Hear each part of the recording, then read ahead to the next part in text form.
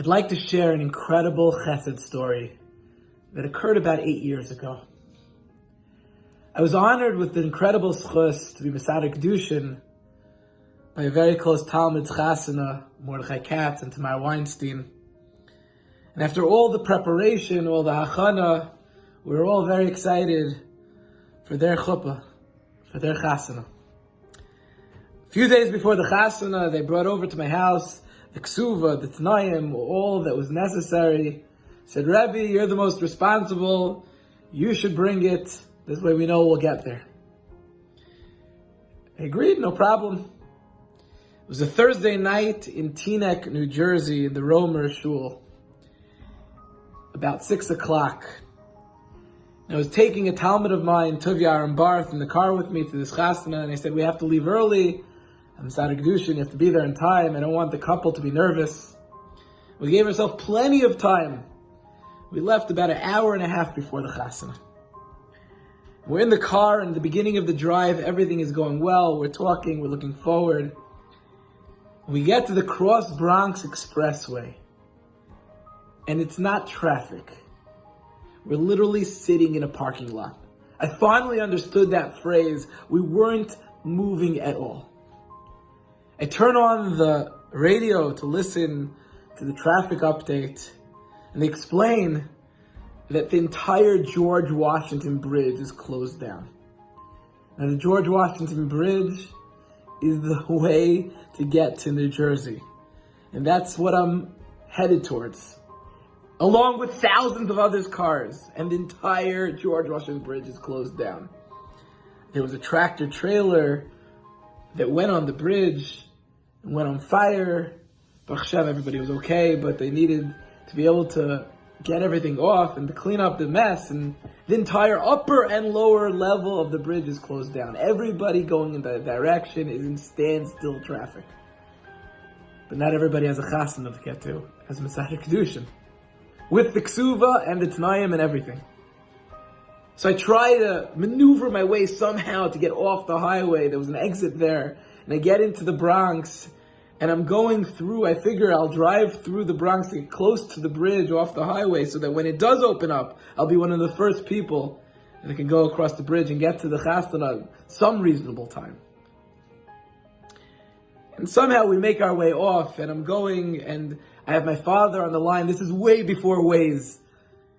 And he's directing me. He knows the streets very well, and we're driving through, and it's going slow because there are a lot of cars. Other cars had this idea, but finally we make our way, and we're close to the George Washington Bridge. It's already around 6:15, maybe even 6:30 already at this 6 o'clock chasana. But they understood. What more could I do?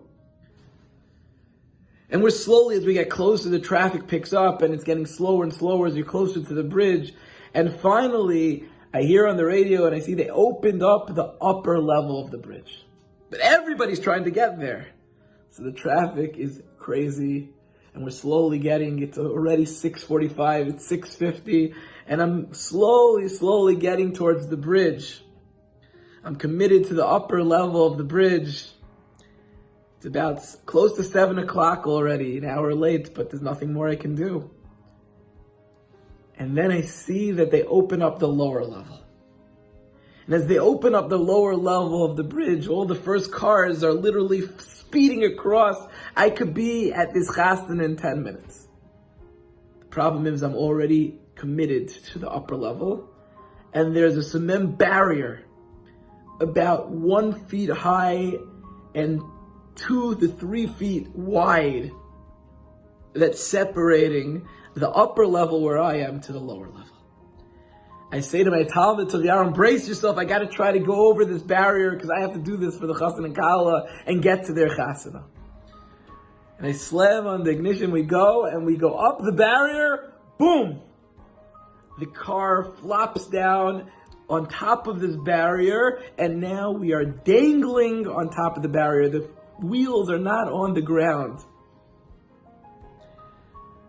Didn't sound too good either.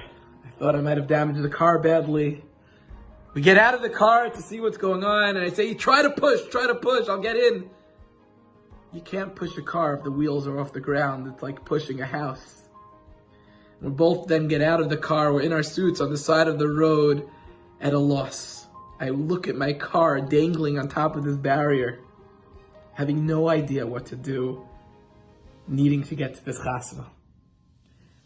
After thinking and trying and to no avail, maybe 3-4 minutes later, I see coming from the road, from the highway that was going towards the upper level, a black Range Rover.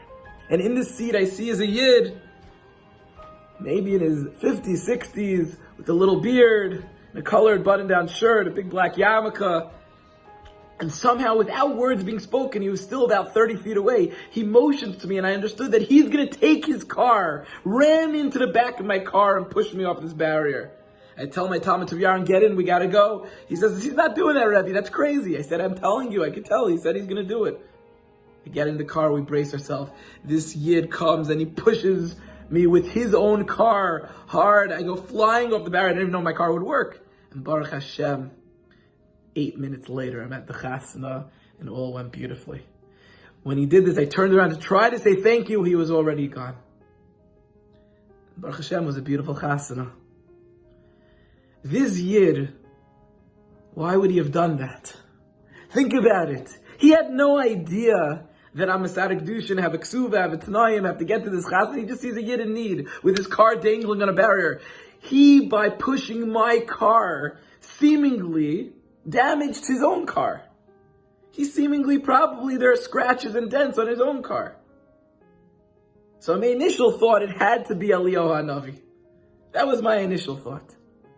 And I got back late from the chasna. I gave a shir on Thursday night, and I told the chevra the story. I said it was Eliyahu HaNavi, and it's Parshas Pinchas, and Pinchas who Eliyahu was Eliyahu HaNavi. So one of the guys says Eliyahu HaNavi. He's on top of a donkey, kind of Range Rover.